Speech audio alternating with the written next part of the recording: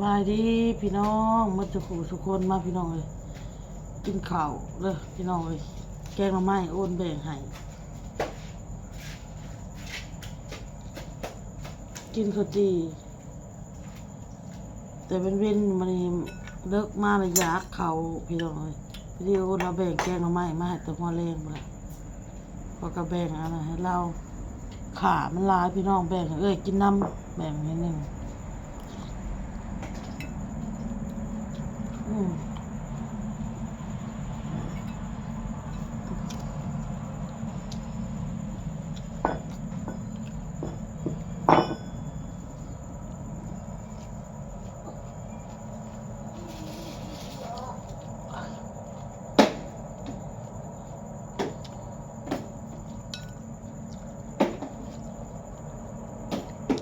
โน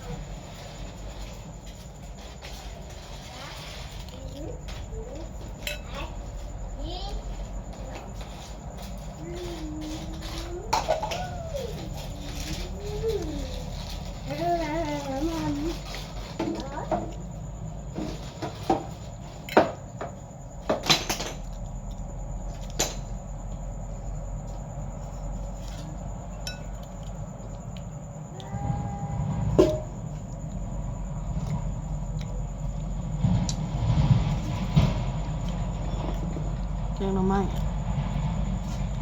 เว้าเรื่องคนเนาะคนสิมาเว้าเนาะเรื่องคนเนาะคนที่บ่มักเด้อพี่น้องเด้อคนที่บ่มักเฮาสั่งเฮาเนาะพี่น้องเนาะถึงเฮาสิเฮ็ดอิหยังลงไปก็ผิดหมดพี่น้องเอ้ยแต่ว่าคนที่เพิ่นฮักเฮาแพงเฮาบ่จำเป็นต้องเฮ็ดหยังเว้าหยังเพิ่นก็ฮักเฮาเนาะพี่น้องเนาะคือเพิ่นว่าแหละคนที่ฝนตกเฮานี่มีคันกดพี่น้องมีคันห่มนะพี่น้องเนาะเฮามีร่มไปสินะแต่ว่าผู้นั้นน่ะบ่มีเนาะพี่น้องเนาะบ่มีผู้นั้นน่ะบ่มีอันร่มแต่เพิ่นก็ยังเลือกที่จะอยู่กับคนที่บ่มีร่มไปสินะในเมื่อข้อยบ่มักเจ้าแล้วว่าเจ้าสิมีร่มให้ข้อยกางก็อย่าข้อยบ่มักข้อยชังเนาะพี่น้องเนาะ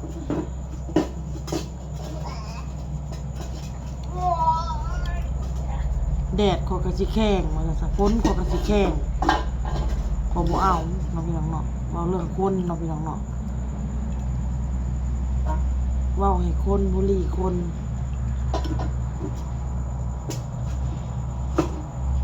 โดยที่เฮาบ่ได้เว้าอีหยังบ่ได้เฮ็ดอีหยังนะ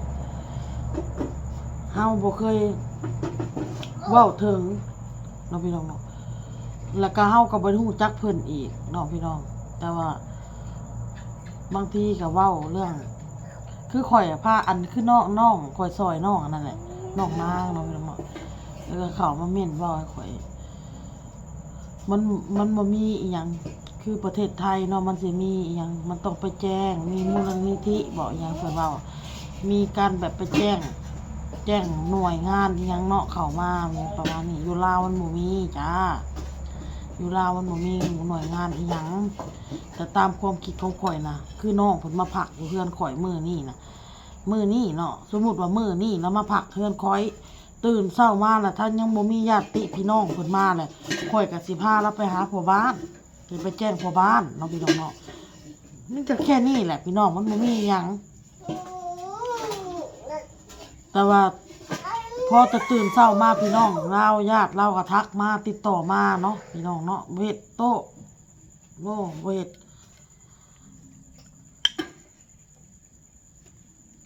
พี่น้องแล้วก็ติดต่อมาแล้วก็เมื่อฮอดแล้วเขาก็ร่วมกันแล้วก็ที่เขากับประสานงานหาพ่อเราตื่นเช้ามาอีกมื้อหนึ่งพ่อเราก็มารับมาพี่น้องเนาะพ่อเราก็มาหับบางทีขอเข้าสวรรค์ขอก็บ่ได้ไปหาเราดอกเนาะพี่น้องเนาะมี FC เพิ่นก็มาเว้าแซะข่อยนั่นแหละข่อยก็เลยว่าในเมื่อคนที่เพิ่นบ่ฮักเฮาสิเว้าหรือเฮาที่อธิบายจังไดเพิ่นก็บ่ฮักเฮาเพิ่นก็สิหาแนวมาเว้าให้เฮาอยู่ดีเนาะพี่น้องเนาะ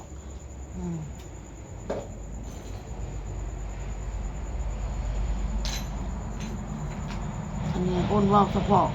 บุคคลน้องๆเว้าเฉพาะบุคคลนะพี่น้องเด้อเว้าเฉพาะคนที่เพิ่นสั่งจังซี่นะเพิ่นสั่งเพิ่นบ่มักเฮา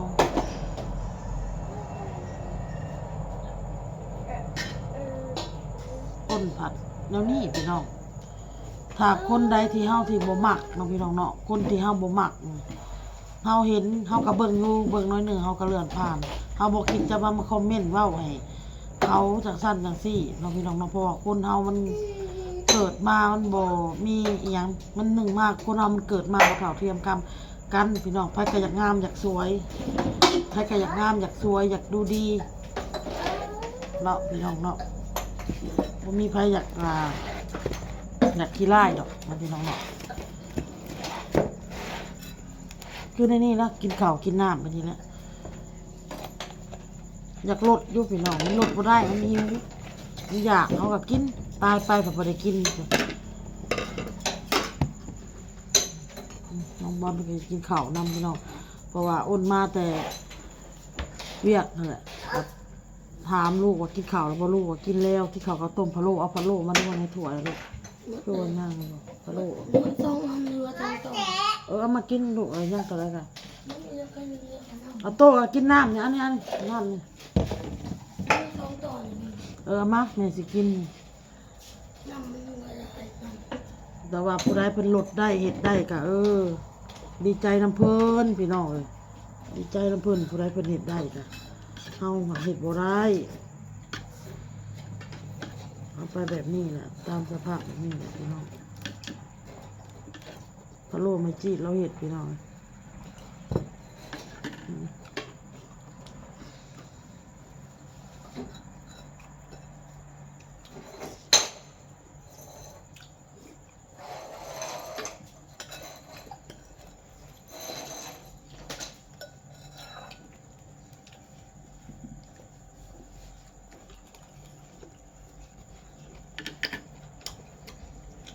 บ่โง่เบิ่ง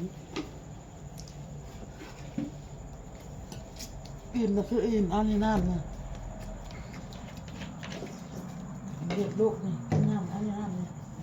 นี่น้ำเนี่ยเด็กเรื่อยๆโง่เลย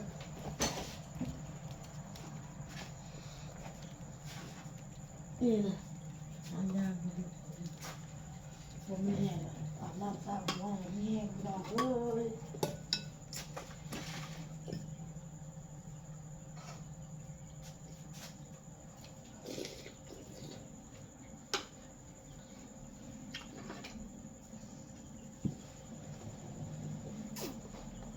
บอลหรือเปล่ามึง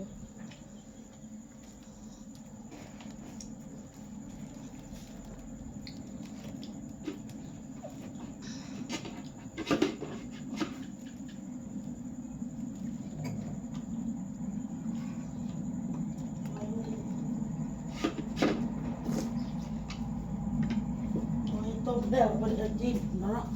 จิ้มหัวมันออกมาก้อยนะจิ้มหัวหอยออกมาก้อยหมักผมพี่น้องโอเคพี่น้องคลิปนี้ก็ลาไปก่อนเลยพี่น้องมันมียังดอกจะเว้าเรื่องคือว่าเว้าเรื่องคนนี่นะเนาะพี่น้องผู้บ่มักผู้เพิ่นสั่ง เฮาสิเฮ็ดอิหยังลงไปกับพิษหูพิษตาพิษใจเนาะพี่น้องเนาะ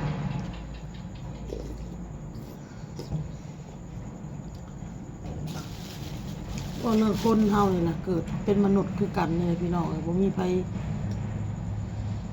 อยากอิหยังอยากขี้ร้ายอยากอ้วนเนาะพี่น้องเนาะใครก็อยากจอยหุ่นดีผิวพรรณดีใครก็อยากสวยอยากงามเนาะพี่น้องเนาะอย่าบุลี่กันเถอะพี่น้องเอ้ยทุกคนมันเลือกเกิดบ่ได้พี่น้องเอ้ย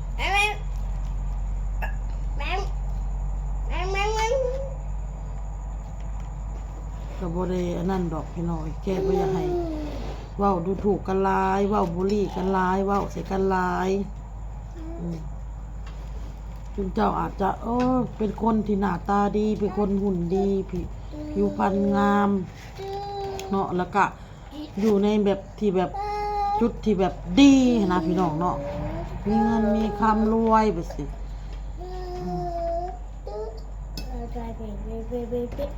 แบบบ่เคยแบบบ่เคยลำบากบ่เคยอันนั้นเลยบ่คิดสงสารคนที่เขาอันนั้นด้อยกว่าบ่เขาอันนั้นกว่าบ่หั่นนะบ่คิดสงสารเขาบ่ยันบาปยันกรรมบ่แบบนี้นะเว้าให้คนนี่นะบ่ลี่คนนี่พี่น้องเอ้ย